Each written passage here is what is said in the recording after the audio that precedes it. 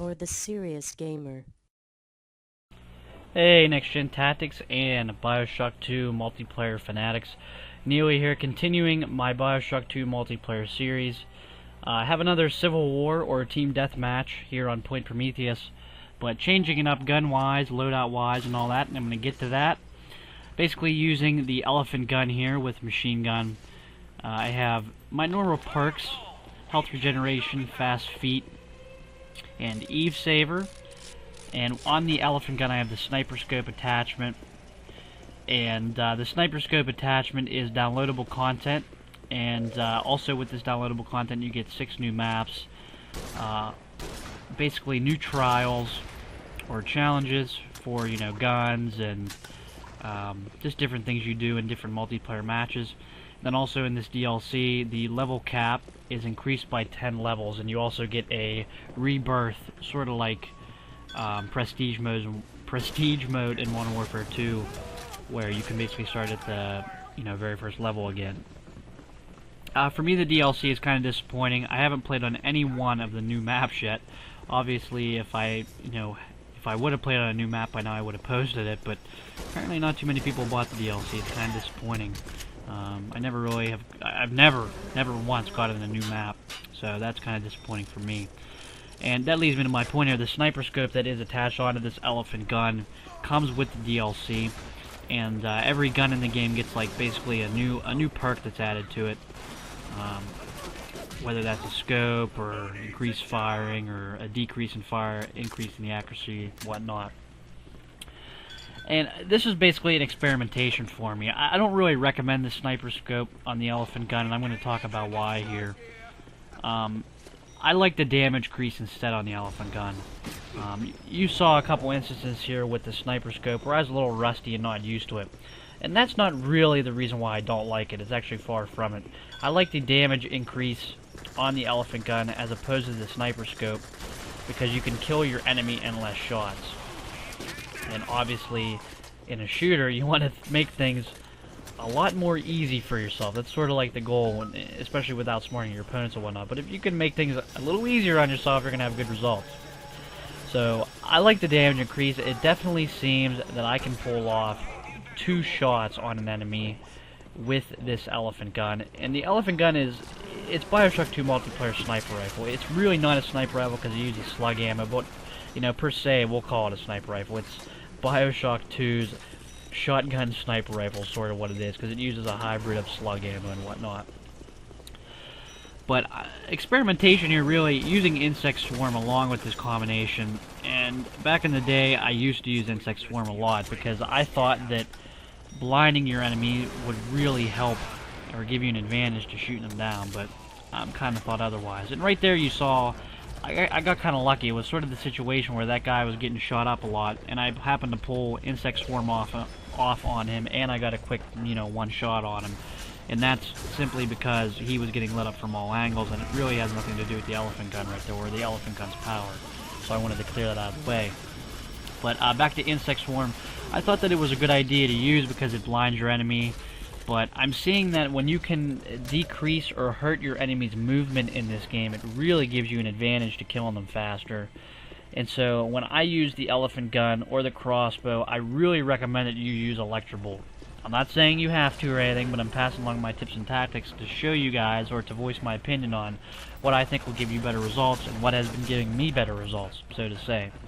So with Electrobolt, what it does is it basically stuns your enemy for about a half second or a second. I don't think it's a second, but it stuns them for a limited amount of time, and it takes down their health meter a little bit. If you charge it up, obviously, it takes away more health, but that's obvious.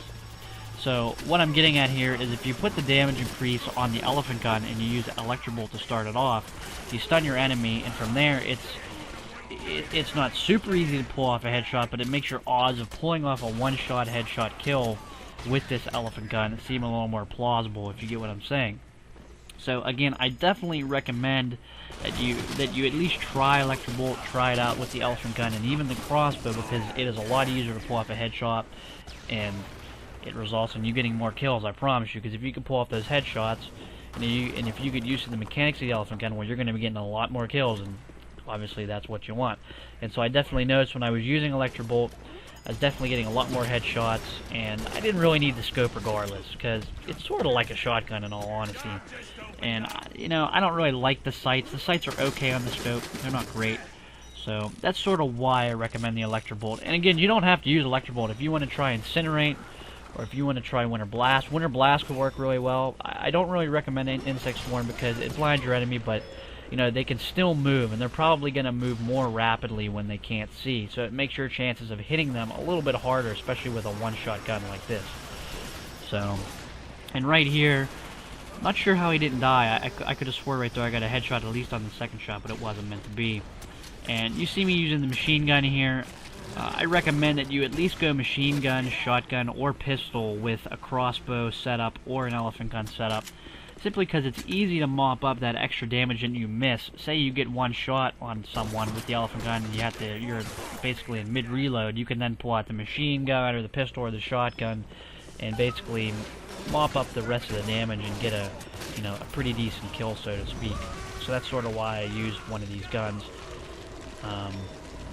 And so I think that's about it. I think I talked a good deal here about how I sort of like to play with the elephant gun. And I'm going to plan to focus a couple more videos on this, showing you guys some of the damage increase and what that perk does on this. I also want to get some a little more crossbow action for you guys. I have the videos, it's just a matter of you guys showing interest and whatnot and what you want to see. So that's not a problem. Know that I do have the videos on my computer and ready to go, just a matter of editing and adding the commentary. And, all that super fun stuff. So I'm also thinking of maybe here down the line doing some Bioshock 2 single player. And I know it's not exactly a brand new game, but I think it would really help you guys along with the experience. I'm sure most of you have played the single player, but if you're like me and if you're a big Bioshock fan, why wouldn't you want to see the single player? The story's not as great as the first one, but it's it still has the atmosphere and the engagement like the first one did, and you also get to see a lot of the weapons in action in the single player, how the enemies react, and all that good stuff and whatnot. So you guys can sound off below combination-wise what more you want to see Bioshock 2, what game modes and whatnot. I have some free-for-alls I'm going to definitely show you guys here with the elephant gun and the crossbow. I definitely got some good footage in terms of that. So I know you got a couple free-for-all matches coming.